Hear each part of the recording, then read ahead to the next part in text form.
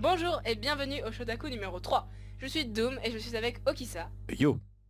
Aujourd'hui nous allons parler des deux grandes passions que tout otaku polyvalent qui se respecte ont. Les animés et les jeux vidéo. Effectivement, nombre de gens aiment à la fois les animés et les jeux vidéo. Alors on se demandait s'il existait un lien entre les deux.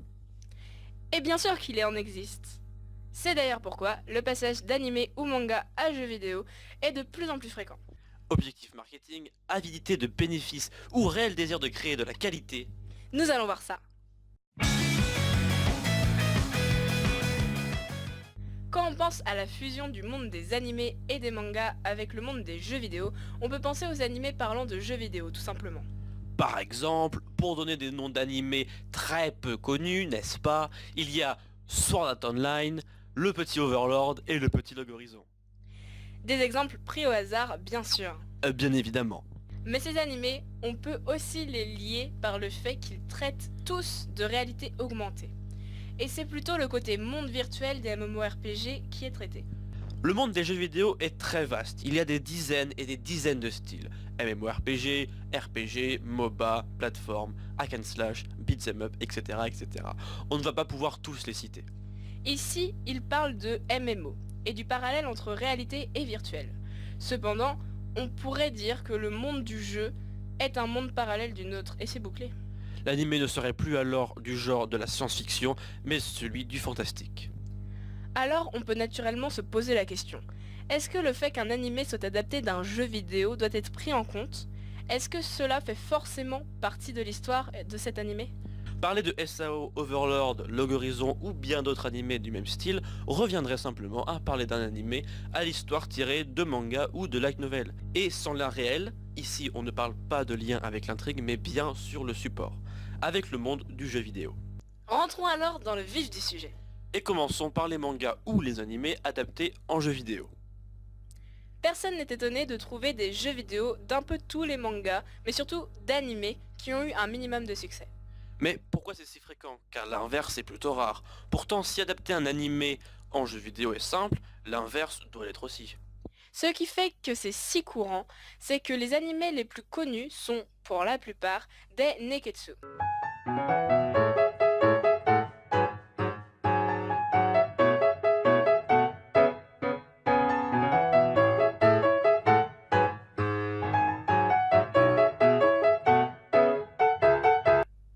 Du style Naruto, One Piece, Fairy Tail ou encore, en quelque sorte, SAO. Mais la liste est longue. Mais ces mangas ont un univers tellement immense que c'est presque illogique que ça soit si simple. Même si c'était une tâche compliquée, l'argent en jeu en tant qu'objet dérivé d'un animé à succès motiverait de toute façon des éditeurs à faire un jeu aussi mauvais qu'il soit. Mais ce n'est pas ça l'important. Dans les neketsu, il y a des combats. Dans les neketsu populaires, longs et à grand univers, il y a beaucoup de personnages.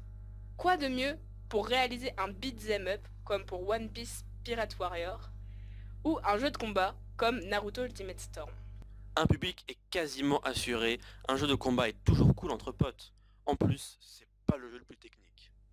Les deux jeux que nous avons cités sont des jeux plutôt bien critiqués, sans être exceptionnels pour autant. Tout est une question de prendre ces jeux en tant que tels ou en tant que jeu d'un animé dont tu es fan. Mais comme tout bon jeu de baston, le multi est le plus important. Et tant que les contrôles sont pas dégueux et qu'il y a pas mal de personnages sympas différents, ce qu'offre facilement un Neketsu, on trouve toujours à s'amuser. L'adaptation en général a lieu lorsqu'une œuvre dans son format original marche ou cherche à se faire connaître. Dans le cas où l'œuvre a marché, on pourra toujours dire que c'est pour les sous, pour le fanservice. Mais rien n'est créé pour faire un flop. Donc je ne pense pas qu'on puisse réellement juger un jeu sur son aspect marketing. Et dans le cas plus rare où l'œuvre n'est pas très connue dans son format originel et cherche à se faire connaître, on l'adapte souvent dans un format à plus large public. Par exemple, SAO encore n'était pas connu ou très peu connu dans son format light novel. C'est une bonne transition pour parler du cas inverse, l'adaptation de jeux vidéo en animé.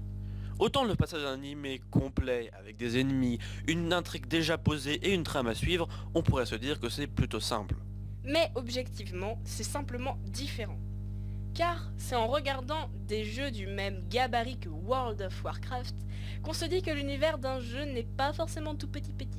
C'est justement ça aussi qui peut être dur à adapter, soit parce que ça part dans tous les sens avec des liens infimes entre tous les personnages, comme dans League of Legends, yeah you know. Soit parce que c'est vraiment énorme comme World of Warcraft, et que l'histoire se suffit à elle-même dans son format. Mais bien sûr, on peut toujours fantasmer. Par exemple, ce que vous voyez en ce moment à l'écran est un extrait d'un animé fait par des fans chinois de League of Legends. Et oui, on s'y croirait. Même si certaines adaptations de jeux en animé restent des fantasmes, d'autres en ont déjà eu une. Mais il n'aurait peut-être pas fallu. On pense notamment aux sublimes séries adaptées de Mario et de Sonic, les géants de Nintendo et Sega. Mais on a aussi réussi à trouver un opening plein de fantasmes et de badassitude sur l'univers Mario. Il y a aussi ces openings de fans de Fire Emblem, de toute beauté. Bien sûr, on vous laisse les liens des vidéos entières dans la description pour vos petits yeux ébahis. Sinon, il y a de vrais jeux qui ont fini adaptés en vrai animé. Et on ne s'y attend pas forcément. Effectivement, le plus connu, et on ne pouvait pas parler de jeux vidéo sans l'évoquer, c'est Pokémon. Une grande hype qui se remet au goût du jour récemment via Pokémon Go, et donc ne cesse d'attirer de plus en plus de nouveaux spectateurs et de nouvelles générations. Qui ne peut pas avoir la musique du générique en boucle rien qu'en lisant? De rien, maintenant vous avez la musique dans la tête sans qu'on ait besoin d'insérer de musique copyrightée. Cet animé a bercé notre enfance et on berce encore peut-être. Dans ce cas, le jeu était déjà un grand succès, tout comme les cartes. Mais parfois, un animé est bien plus connu que son jeu, et même certains n'ont aucune idée de leur origine. Clannad, et notamment sa deuxième saison Clannad After Story, fait maintenant partie en quelque sorte des classiques en termes de séries animées japonaises. Comment ne pas en parler? On n'avait pas dit qu'on parlait des animés adaptés de jeux vidéo, hein, parce que là tu te trompes de Shotaku en fait. Eh bien non, même si peu de gens le savent, alors qu'ils connaissent l'anime, Clannad et son univers sont tirés d'un jeu vidéo, un visual novel.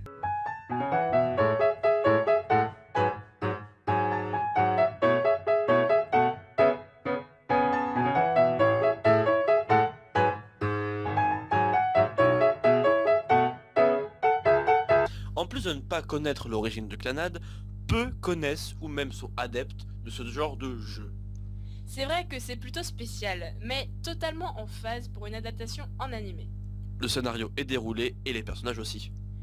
Mais pourquoi Clannad particulièrement a été adapté alors qu'ils ont enlevé le principal, c'est-à-dire les scènes sexuelles? Et oui, on vous apprend aussi que de nombreuses scènes de sexe ont été effacées de la surface de la Terre en passant du jeu à l'animé.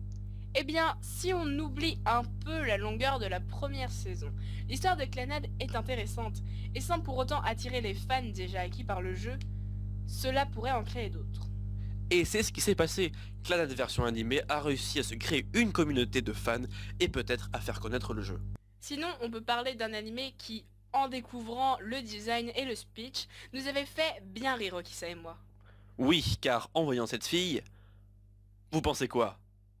Abrutis que nous sommes, nous avons direct pensé qu'elle est une réincarnation de porte-avions. Oui, on peut dire que ça va très très vite dans notre tête. Et on n'avait pas tout à fait tort, figurez-vous. Kentai Collection, surnommé Cancol, est un animé plutôt récent qui avait pas particulièrement fait grand bruit. Et cet animé est adapté d'un jeu pour portable. Les personnages sont réellement des fusions entre des filles kawaii et des monuments ou des véhicules de guerre. Oui, c'est bizarre, oui, on aime bien. Comme quoi, tout peut arriver, et on peut toujours rêver d'un animé adapté de LoL ou de Fire Emblem. Ce genre d'adaptations ne sont pas impossibles en voyant les séries Final Fantasy ou Tales of Zestiria plus récemment. Le monde de l'animation et celui du jeu vidéo sont très proches, mais fondamentalement différents. C'est pourquoi c'est super intéressant d'en connaître les adaptations. Et on en attend encore plein. C'est sur ces belles paroles d'espoir qu'on vous quitte. A bientôt pour un prochain épisode. Tchou!